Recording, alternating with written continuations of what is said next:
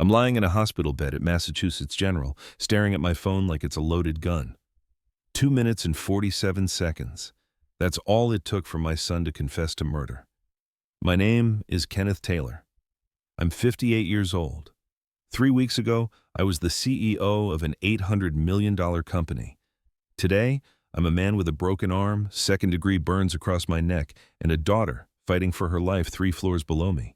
The doctors tell me I'm lucky. "You survived an explosion, Mr. Taylor," Dr. Elizabeth Warren said yesterday, adjusting her glasses as she reviewed my charts. "Your injuries could have been so much worse." She doesn't know that the physical recovery is the easy part. Through the window, Boston sprawls beneath a gray October sky. Somewhere in this building, my daughter Brianna is in the ICU, still unconscious after nearly drowning in the Atlantic. 28 years old, brilliant, kind, and she almost died because her brother decided she was in his way. I look at my phone again. The recording sits there, waiting. Kevin's voice, cold and broken, explaining exactly why he tried to kill us. I haven't played it for the police yet, not for the lawyers. I'm waiting, building my case, because when I move against Kevin, I want it to be perfect. There's a soft knock at the door. "Mr. Taylor?" Nurse Emily Parker enters with her usual warm smile. She's in her late 30s, competent and steady.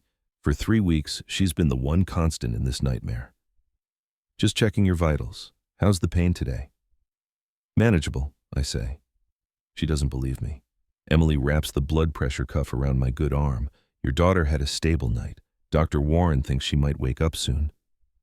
My throat tightens. "That's good." Emily glances at me while the cuff inflates. "Your son hasn't been back to visit, not since that first day." I say nothing. "Just seems odd is all," she continues, releasing the cuff. "Big boating accident, 2 dead, and he's only been here once. Most families would be camped out in the waiting room." "Kevin's busy," I say carefully, "running the company while I recover." Emily's expression suggests she's heard that excuse before. "Well, you need anything, you press that button." After she leaves, I pick up my phone. New text from 30 minutes ago. "Kevin, Dad, coming by tomorrow morning with our attorney. We need to discuss temporary transfer of your responsibilities while you recover.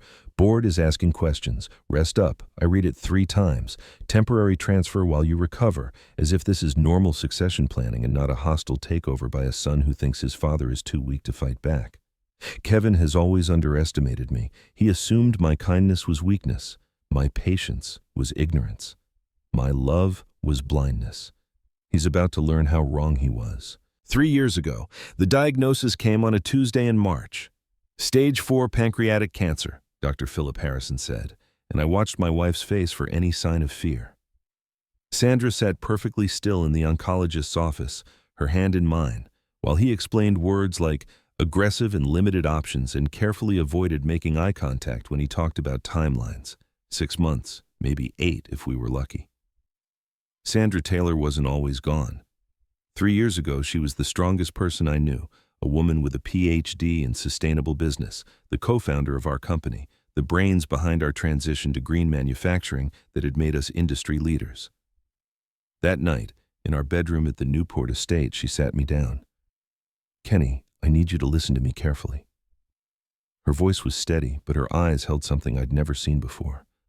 Not fear of dying, I realized later. Fear for what would happen after. "Sandra, Kevin." She cut me off. "You need to watch Kevin." I blinked. "What are you talking about?" "He has his grandfather's ambition without his conscience." She gripped my hands. "I've been watching him for years. The way he looks at the company, the way he talks about Brianna like she's competition instead of his sister, the way he's always calculating, always positioning himself." "He's 31 years old," I said gently. "He's ambitious. That's not a crime. It's not ambition I'm worried about." Sandra's jaw tightened. "It's what he'll do with it. Promise me you'll watch him. Promise me you'll protect Brianna." I promised. The way you promise a dying woman anything she asks, believing you'll never have to make good on it. 6 months later, on a gray September morning, Sandra slipped away in her sleep. Brianna was by her side. She was 25 then, home from her final year at Harvard Business School for what we all knew would be the last time.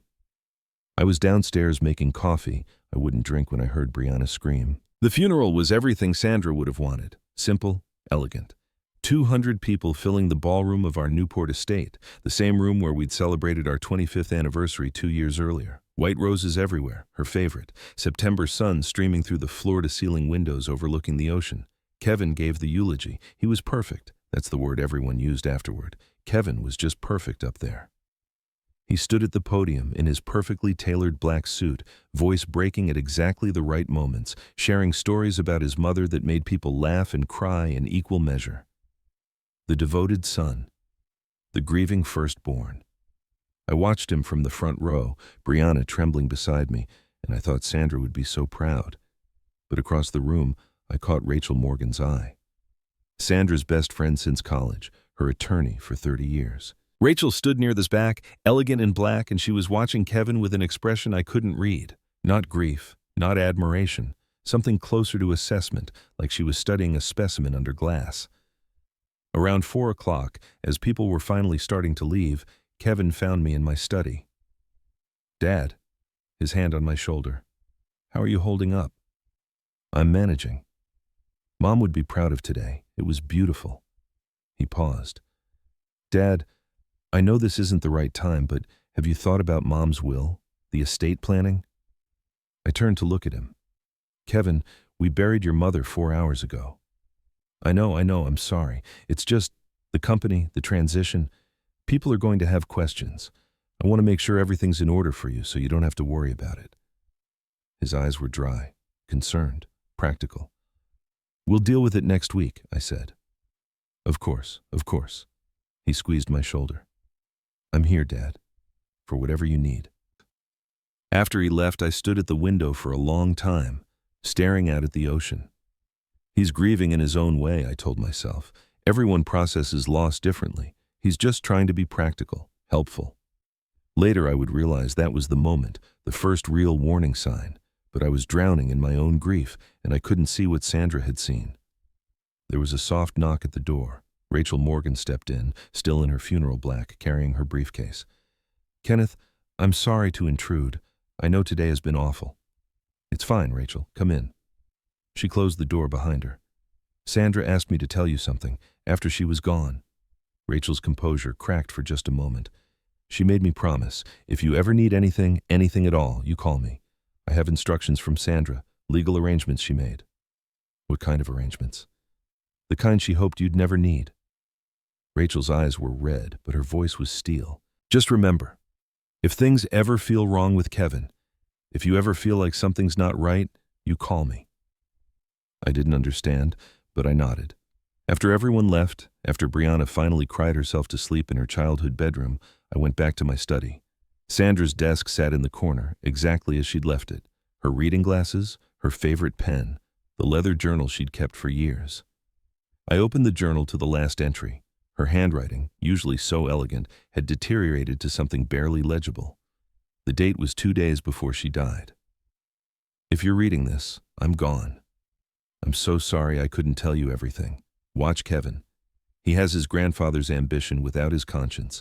I've made arrangements. Rachel knows what to do. Protect Brianna. She's the future. Kyle is lost to us. I tried to reach him. I couldn't. Keep them safe. I love you always. S." I closed the journal and sat in the dark for a long time. I told myself it was the morphine talking. Cancer and fear and a mother's instinct to worry about her children.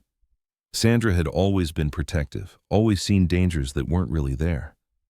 I put the journal in my desk drawer and tried to forget about it. For 3 years, I ignored Sandra's warning.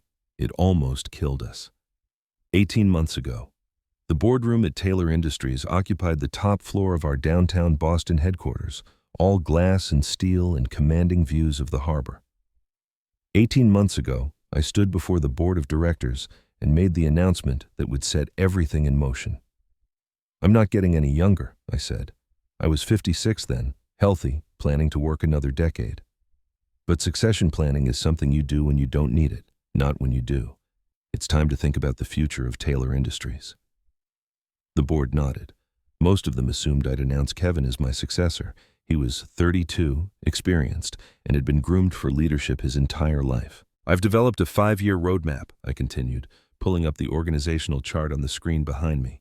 Years 1 and 2, Kevin and Brianna will both serve in senior leadership roles, learning and proving themselves. Years 3 and 4, we evaluate performance, the board votes. Year 5, I transition to chairman, and one of them becomes CEO. Silence. Then, Patricia Williams, our toughest board member, a woman who'd spent 30 years fighting her way up in manufacturing, leaned forward. So it's a competition? It's an opportunity, I said. Both of my children are exceptional. Kevin brings experience and strategic vision. Brianna brings innovation and operational excellence. Let's see who rises to the challenge.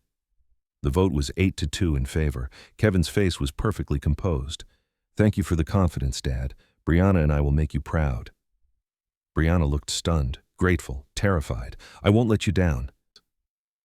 But as the room emptied, I caught Kevin's reflection in the window. His expression, when he thought no one could see, was pure rage. 4 nights ago, Tommy Walsh couldn't sleep. It was 11:30 p.m. on September 20th, and Tommy sat in his small apartment above the dock garage at Newport Marina, textbook open, highlighter in hand, trying to memorize maritime safety certification requirements for his exam next week. Tommy was 26, working full-time at the marina while taking night classes at community college. He had ADHD, which meant sleep was always complicated, and tonight his brain was particularly restless. He got up to stretch, walked to the window, looked out over the docks to rest his eyes. That's when he saw the Mercedes, New York plates, pulling into the marina parking lot at 11:42 p.m. Tommy checked his phone to confirm the time. The driver got out, and even from this distance Tommy recognized him, Kevin Taylor. Tommy watched as Kevin walked down Dock C, carrying what looked like a gym bag. Nothing obviously suspicious about that. Rich people were weird about their boats, always checking things at odd hours. Kevin approached the Sandra's Dream, the Taylor family's 65-foot yacht. He unlocked it, he had keys of course, and disappeared below deck. Tommy stood at the window, uncertain. Kevin was down there for 23 minutes. Tommy knew because he kept glancing at his phone, that uneasy feeling growing in his stomach. At 12:05 a.m., Kevin emerged. He checked his phone, nodded to himself, locked up the yacht carefully, and walked back to his car. Tommy grabbed his camera, he'd been documenting the marina for a class project on maritime infrastructure, and snapped a photo of Kevin's Mercedes as it pulled out. Timestamp, 12:07 a.m., September 20th. After Kevin left, Tommy stood at the window for a long time. Something felt off. But what was he supposed to do? Call the dockmaster and say what? I saw Mr. Taylor checking his own boat late at night. Tommy was a community college student working to pay off loans. Kevin Taylor was a millionaire executive whose family basically kept this marina in business. So Tommy did what most people do when they see something that makes them uncomfortable but can't quite justify acting on it. He wrote it down in his journal. Kevin Taylor, late night boat check, 11:42 p.m. to 12:07 a.m. Unusual timing. Seemed tense. Then he went back to studying, trying to convince himself he was overthinking it. 4 days later, Tommy would watch the Sandra's Dream explode on the horizon and realize he'd witnessed a murder being planned. The morning of September 24th. What time did Captain Brooks say? Brianna looked up from her toast, smiling. We were sitting at breakfast in the Newport estate. Me, Brianna, Kevin, and Michelle. The staff had set out a full spread, fresh fruit, pastries from the French bakery in town, smoked salmon. 9 sharp, I replied. He wants to catch the outgoing tide. I haven't been to Block Island in years, Brianna said. Remember when we used to go every summer? Your mother loved it there, I said quietly. Kevin set his coffee down. The Mohegan Bluffs, right? Mom used to make us hike down to the beach. For a moment, there was warmth in his voice, something genuine. And she'd pack those terrible sandwiches, Michelle added softly. She was wearing sunglasses even though we were inside, and something about that made me pause. But then Kevin laughed, a real laugh, and the moment felt normal again. At 8:30, Kevin's phone buzzed. He glanced at it, and his expression changed. Dad, I'm sorry. He stood abruptly. I have to stay back. Emergency call with the Tokyo investors, the Nakamura deal. It's $50 million. I can't blow it off. Can it wait? I asked. This is family time. I wish it could. Kevin looked genuinely frustrated. Michelle, you should still go. Represent us. Michelle hesitated. I can stay with you, honey. No. Kevin's tone was sharp, then softened. No, you go. Someone should be there. As we gathered our things, sun hats, Brianna's camera, the cooler, I glanced back at Kevin. He was standing in the doorway watching us. Something in his eyes made me pause, but Brianna was already heading for the car, and the morning was so bright, and Block Island was waiting. I followed her out. At the door, Kevin pulled me into a hug. Be safe out there, Dad, he said. Weather can change fast on the ocean. Always the worrier, I smiled. We'll be fine. I never saw the calculation behind his eyes. I never saw him watching us drive away with an expression that wasn't concern. It was relief. The Atlantic Ocean on September 24th was perfect. 72 degrees, light winds, 3-foot swells.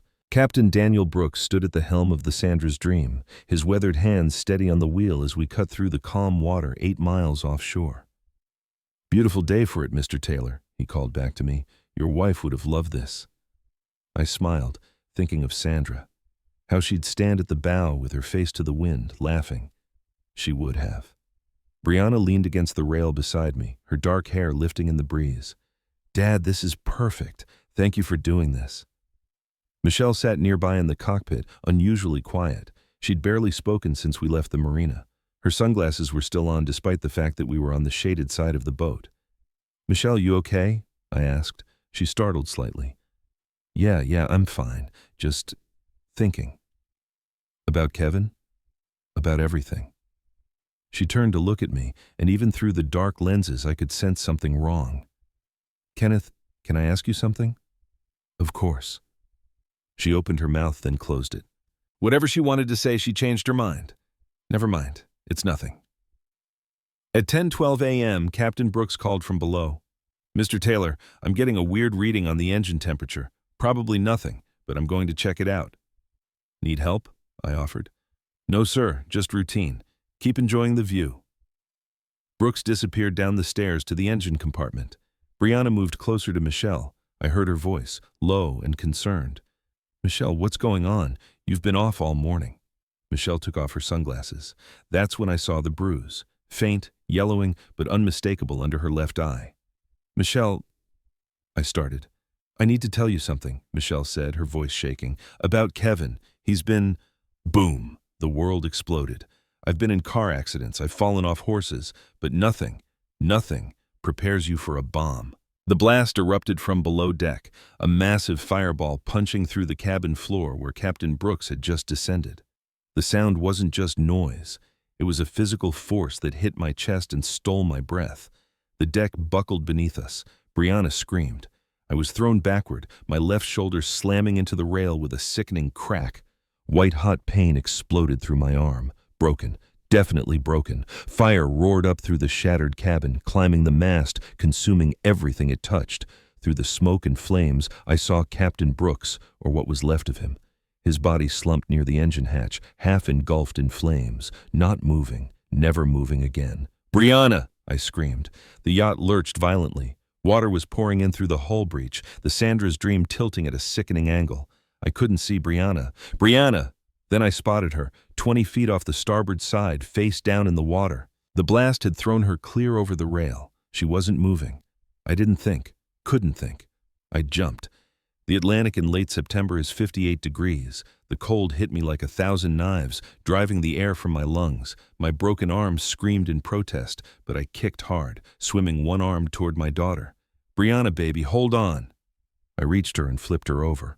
Her face was pale, lips already turning blue. Eyes closed, but she was breathing, shallow, ragged breaths. I hooked my good arm under her chin and kicked, keeping her head above water. Help! I screamed at the empty ocean. Help! A splash nearby. Michelle surfaced, gasping, blood streaming from a gash across her forehead. Her left arm hung at an odd angle. Kenneth, she swam toward us, wincing with every stroke. Is she... She's breathing. Michelle, help me. Together, we positioned Brianna on her back, supporting her head above the waves. My teeth were already chattering. My broken arm had gone numb. Mr. Taylor? Michelle's voice was tight with pain. "There's something I need to tell you. About the boat. About Kevin."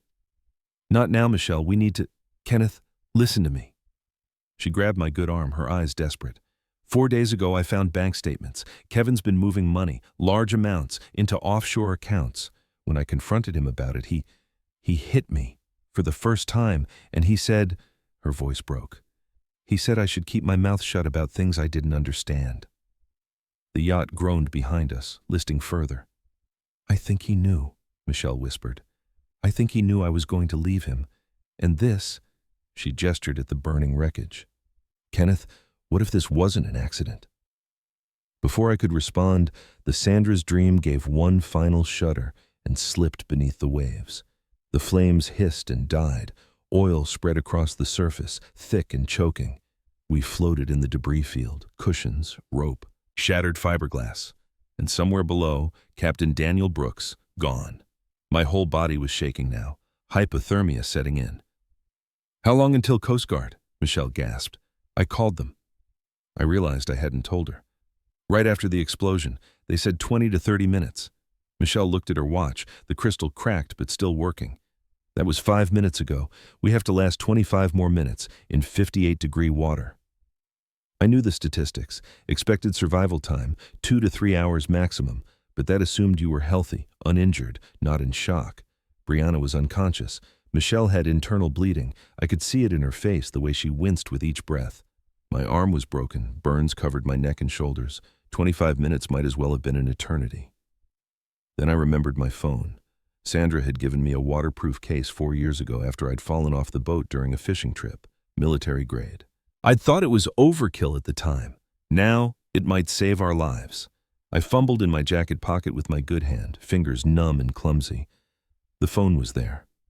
I pulled it out, water dripping from the case. I pressed the button. The screen lit up, 2 bars of signal. "Thank you, Sandra," I whispered. Michelle watched me. "Who are you calling?"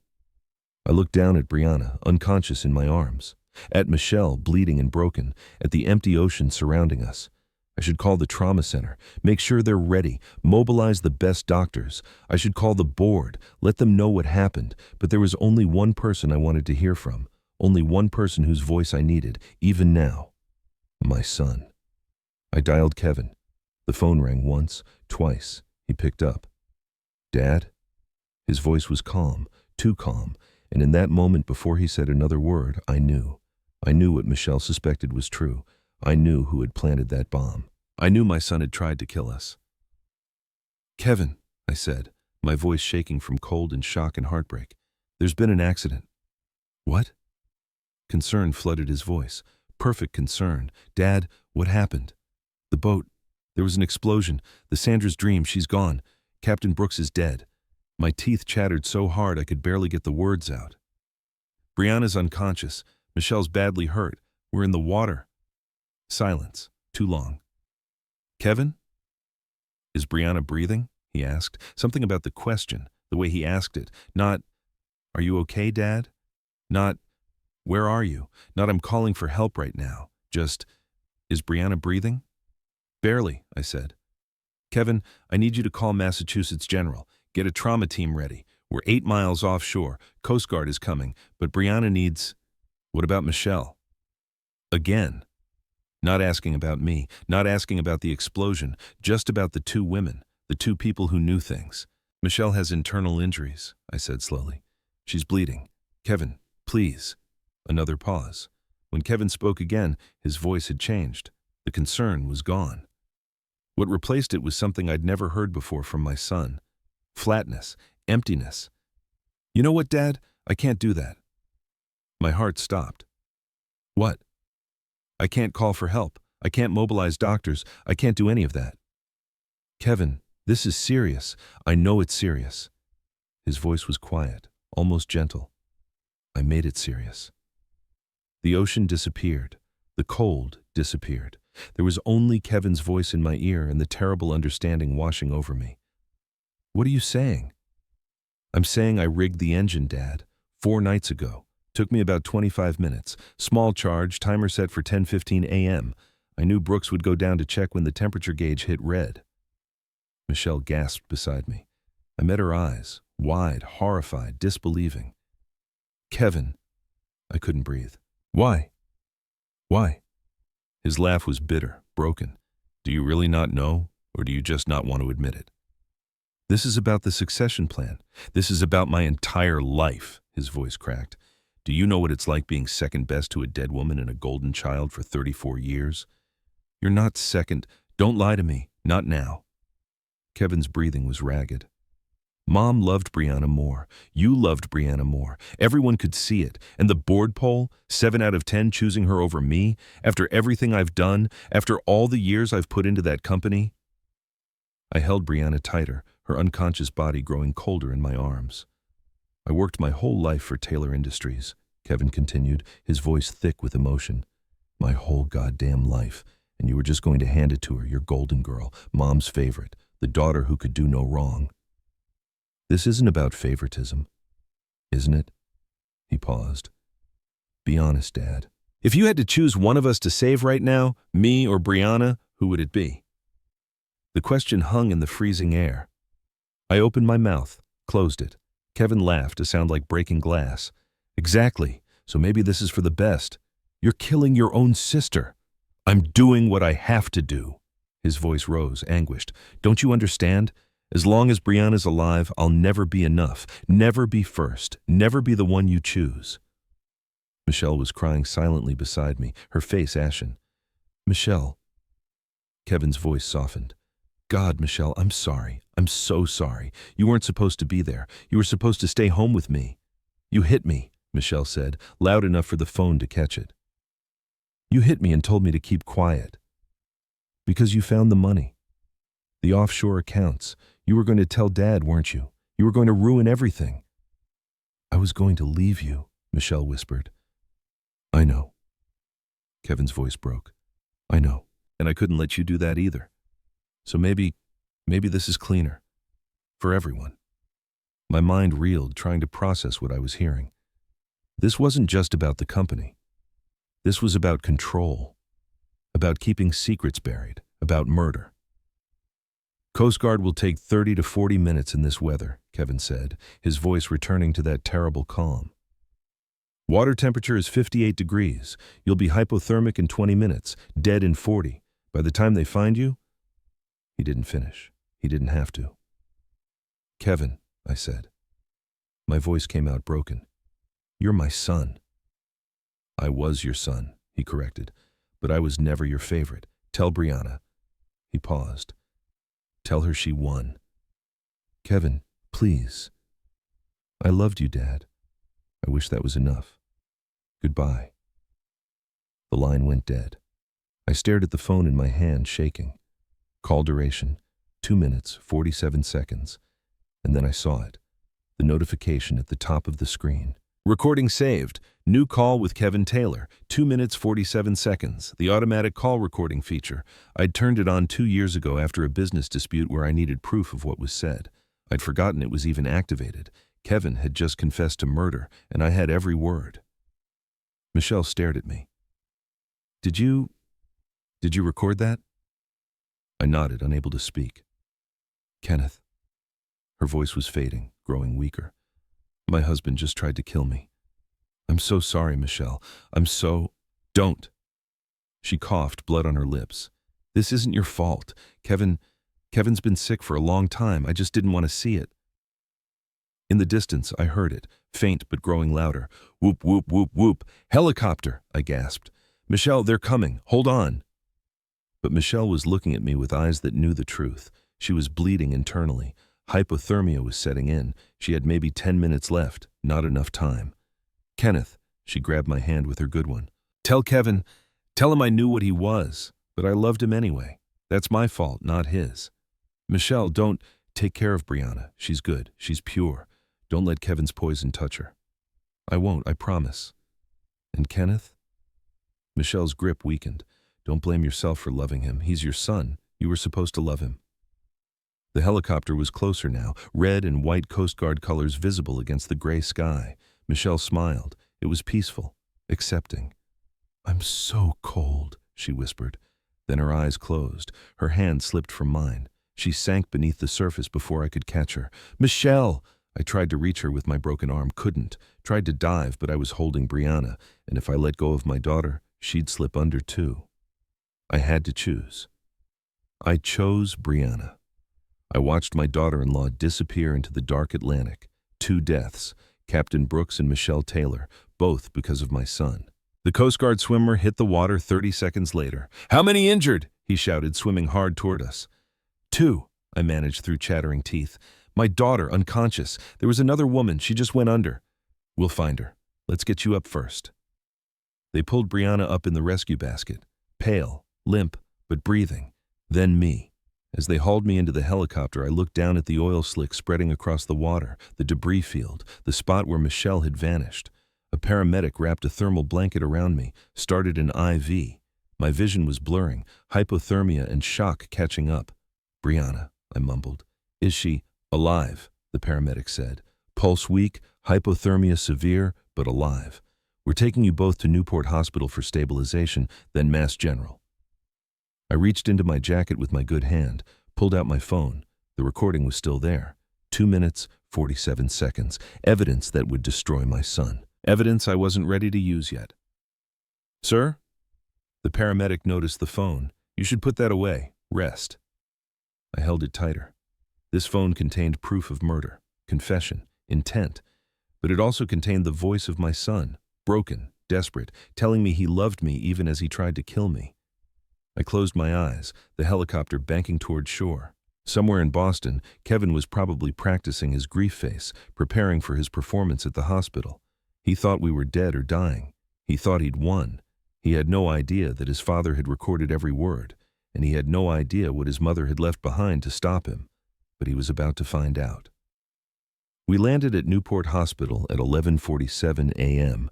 They rushed Brianna inside first. Unconscious, hypothermic, water in her lungs. I walked beside her gurney on legs that barely functioned, my broken arms screaming with every step. "Sir, you need treatment," a nurse tried to guide me away. "I'm not leaving her." They let me stand in the corner of the trauma bay, watching doctors swarm my daughter. Warming blankets, IVs, intubation, the mechanical hiss of a ventilator taking over her breathing. "Mr. Taylor?" Dr. Elizabeth Warren appeared at my side, her face grave. "Brianna's stable enough for transport. We're sending her to Mass General. Their trauma team is better equipped. You need to come too." "I'm going with her." "You have a broken arm, 2nd-degree burns, severe hypothermia. I'm going with her." Dr. Warren sighed. "Fine, but you're getting treated the moment we land." At 1 p.m., we were airborne again, medical helicopter racing toward Boston. I sat beside Brianna's stretcher, holding her cold hand, whispering words she couldn't hear. "Your mother knew, sweetheart. She knew what Kevin was. She tried to warn me. I should have listened." My voice broke. But I'm listening now, and I'm going to finish what she started. At 1:45 p.m., we landed on the roof of Massachusetts General Hospital. They took Brianna to the ICU. They took me to the ER. Someone set my arm, treated my burns, ran tests. I answered questions mechanically, my mind elsewhere. At 6 p.m., Detective James Sullivan walked into my room. He was mid-40s, graying hair, weathered face. He'd been investigating maritime incidents for 20 years. The Coast Guard had flagged our case immediately. "Mr. Taylor," Sullivan pulled up a chair. "I need to ask you some questions about the explosion." "It was an accident," I said automatically. Sullivan studied me. "Was it?" I met his eyes, said nothing. "The Coast Guard's preliminary report shows some irregularities," Sullivan continued. "The burn pattern, the speed of the sinking, the explosion origin point." He paused. "This doesn't look like a mechanical failure, Mr. Taylor." "What does it look like?" "Like someone planted a bomb on your yacht." The words hung in the air between us. "Your son Kevin," Sullivan said quietly. "He stayed home that day. Food poisoning, you said?" "Emergency business call." "Right, business call." Sullivan pulled out his notebook. "Mr. Taylor, I've been doing this a long time, and something about this case feels wrong. If there's anything you need to tell me, anything at all, now's the time." I looked at the detective.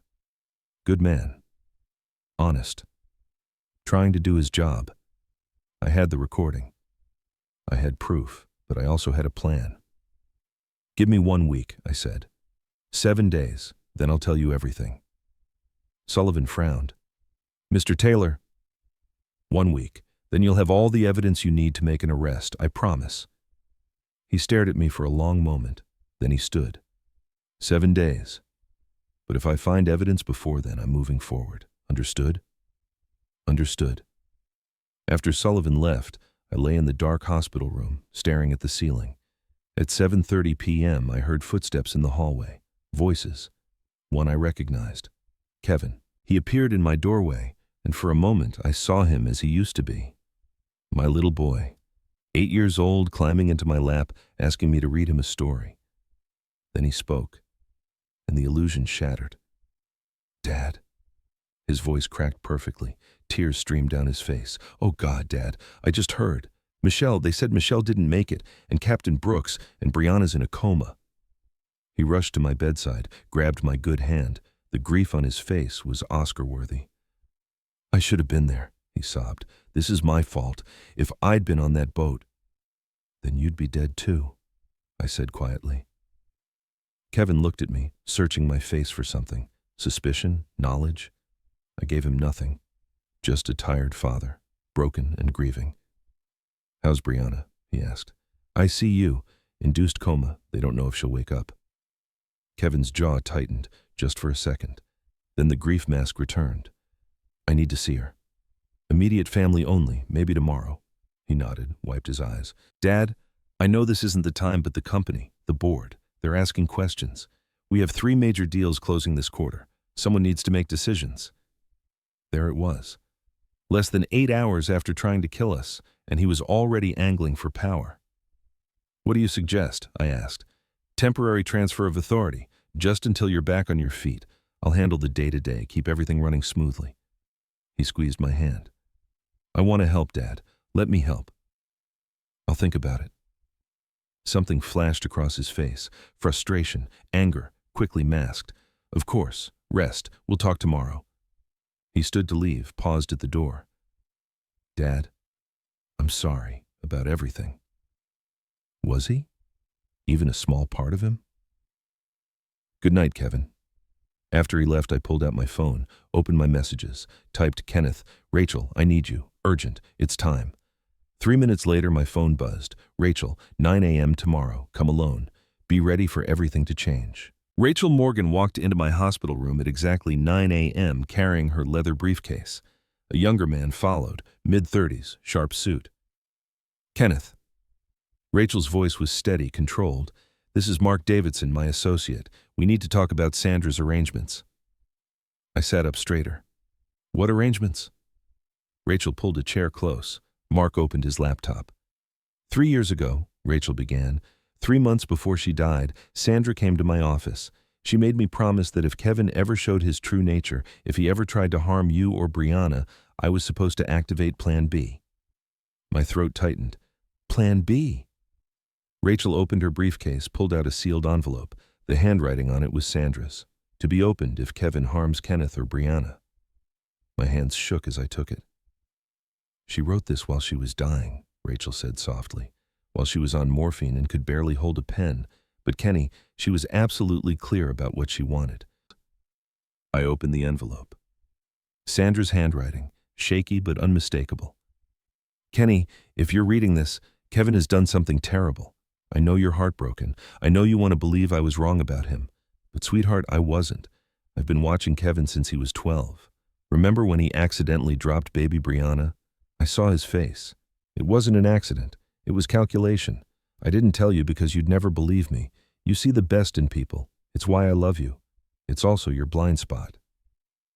3 years ago, before I got sick, Kevin came to my office. He asked me to change my will, to leave everything to him. When I refused, he said, "Mom, Brianna's young. She has time to make her own fortune. I need this now."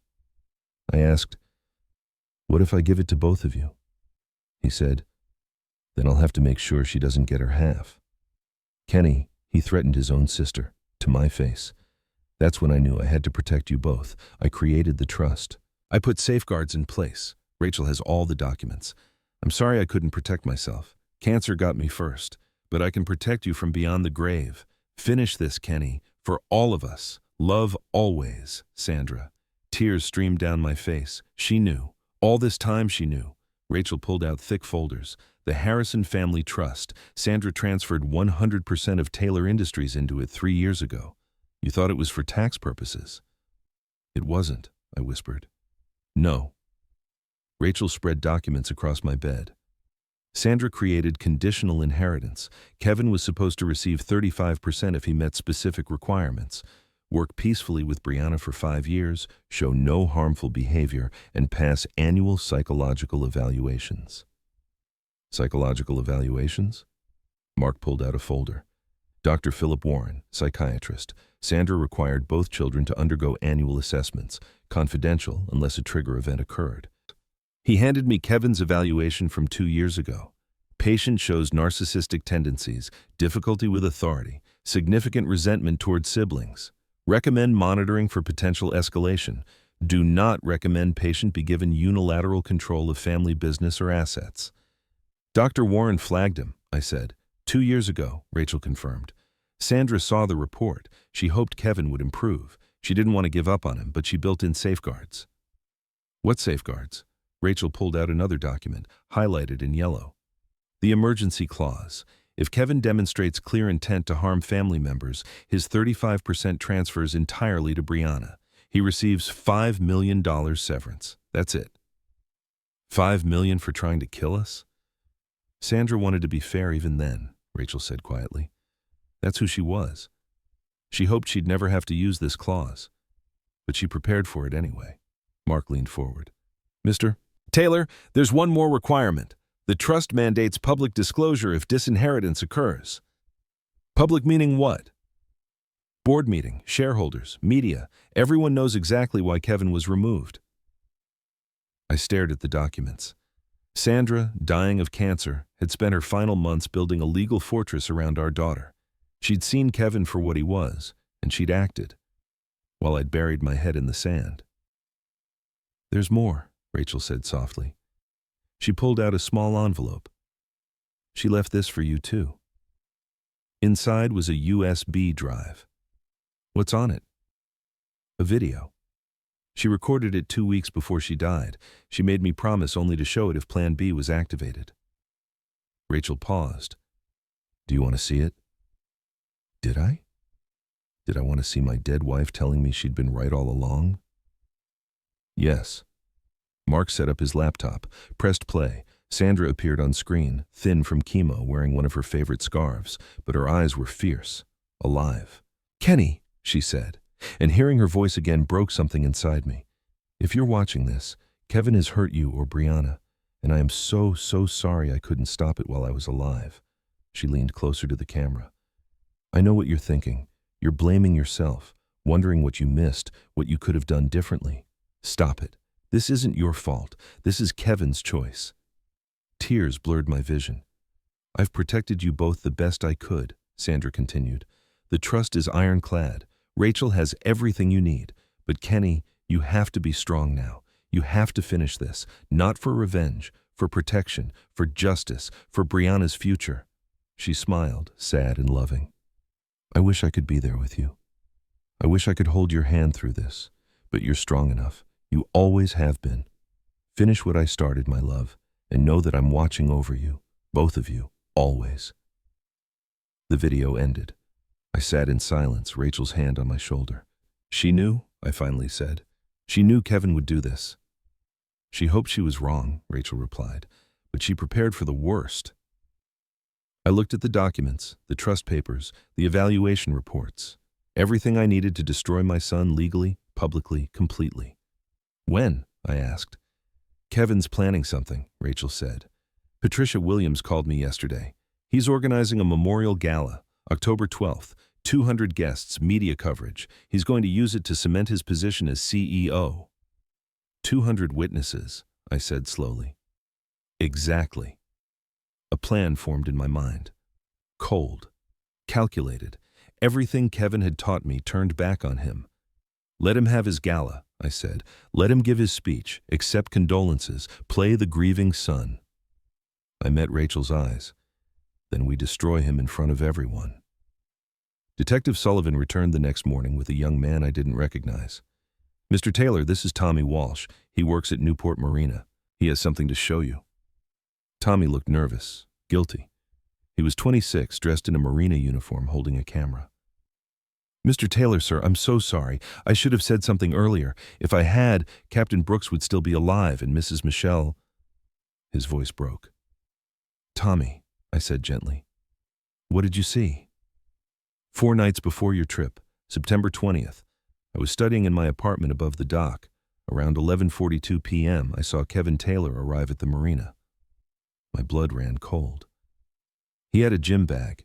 He went on to the Sandra's Dream, stayed below deck for about 25 minutes. When he left, he checked his phone, nodded to himself, drove away."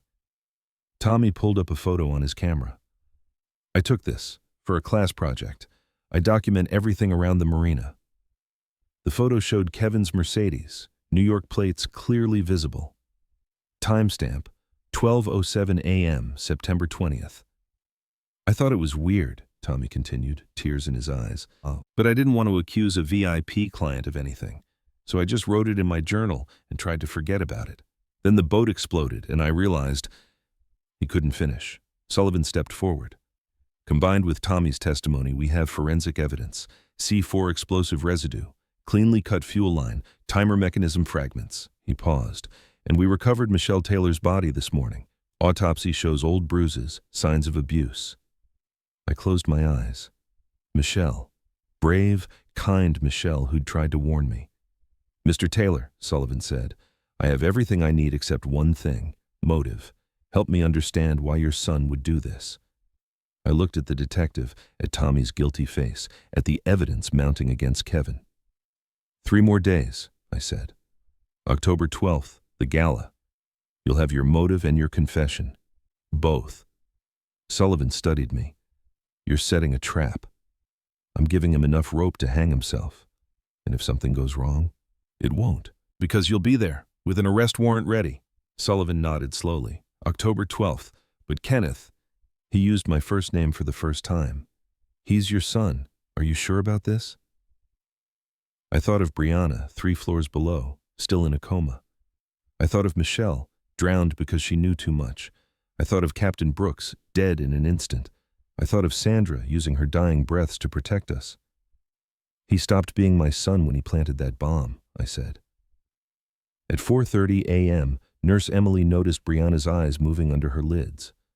REM sleep patterns improving. By 6 a.m., her eyes fluttered open. "Dad?" I was at her bedside instantly. I hadn't left since they'd brought her here. "I'm here, baby girl. I'm right here." Brianna's memory was fragmented. The boat, fire, Michelle. Where's Michelle? I had to tell her. Had to watch her face crumple. And Captain Brooks? I nodded. "Where's Kevin?" she asked. My silence told her everything. "It was him," she whispered. "Wasn't it?"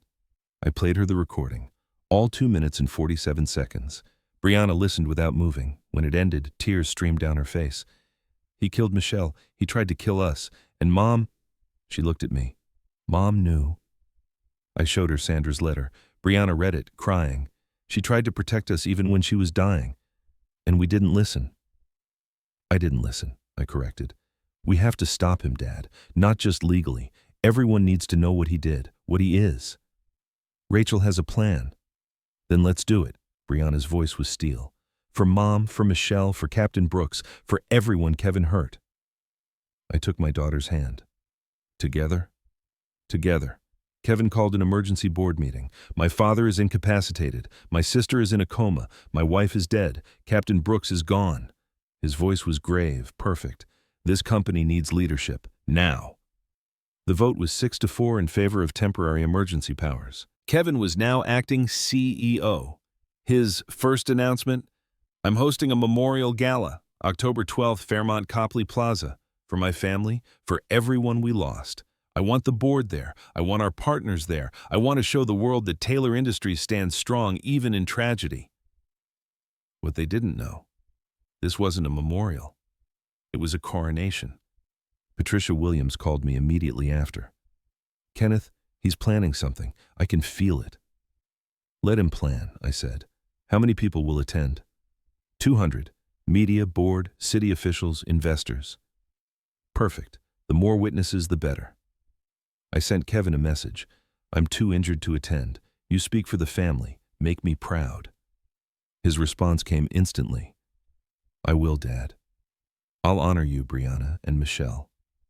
I promise. The trap was set. The grand ballroom at the Fairmont Copley Plaza glittered under crystal chandeliers. 200 guests filled the seats, Boston's elite, all dressed in black. At the front of the room stood massive photographs. Me, Brianna, Michelle, Captain Brooks, memorial portraits bordered in gold. Kevin stood at the podium at 7:15 p.m., resplendent in an Armani suit. 3 weeks ago, he began, voice breaking perfectly, my family suffered unimaginable tragedy. My father, Kenneth, the man who built this company from nothing. My sister, Brianna, brilliant and kind. My wife, Michelle, the love of my life. Captain Brooks, a good man. All lost to the cruelty of the sea. Women dabbed at their eyes. Men nodded solemnly. In this darkest moment, Kevin continued, I find solace in continuing their legacy. That's why, with the board's blessing, I'm honored to announce that I will serve as CEO of Taylor Industries. The doors opened. Every head turned. I rolled forward in my wheelchair, Mark pushing me steadily down the center aisle. Brianna walked beside me, pale but upright. Rachel Morgan followed, leather briefcase in hand. Detective Sullivan flanked us, badge visible. Tommy Walsh, nervous but determined, brought up the rear. Gasps, screams, confusion. They're alive! Kevin froze at the podium, his face cycling through shock, confusion, fear, then forced joy. Dad, Brianna, this is a miracle! He started clapping. I raised my hand. Silence fell. This isn't a miracle, Kevin. My voice filled the ballroom. And this isn't a memorial. This is a reckoning. Kevin's performance continued. Dad, I don't understand. Should we let everyone hear what you told me? I said, while I was drowning. Mark connected my phone to the sound system. The recording played. Kevin's voice filled the ballroom. I rigged the engine, Dad, 4 nights ago. I knew Brooks would go down to check. Mom loved Brianna more. You'll be hypothermic in 20 minutes, dead in 40. I loved you, Dad. I wish that was enough. Absolute silence, then chaos. Kevin's mask shattered. That's out of context. He was in shock. Tommy stepped forward. I saw you. September 20th, 11:42 p.m. This photo proves it. The marina photo appeared on screen. Sullivan moved forward. Forensic evidence, C4 explosive, cut fuel line, witness testimony, motive. Rachel pulled out documents. And Kevin, you were never going to inherit this company.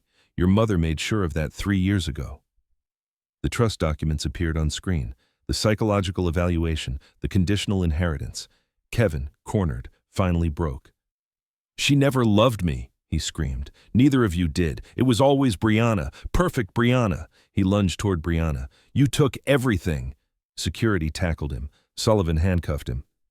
Kevin Taylor, you're under arrest for the murders of Michelle Taylor and Daniel Brooks, and the attempted murders of Kenneth Taylor and Brianna Taylor.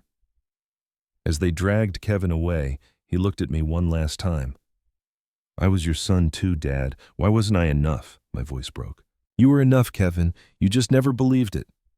They took him away. The ballroom sat in stunned silence. Then Patricia Williams stood, started a slow clap. Others joined. Not celebration, recognition, justice served. 6 months later.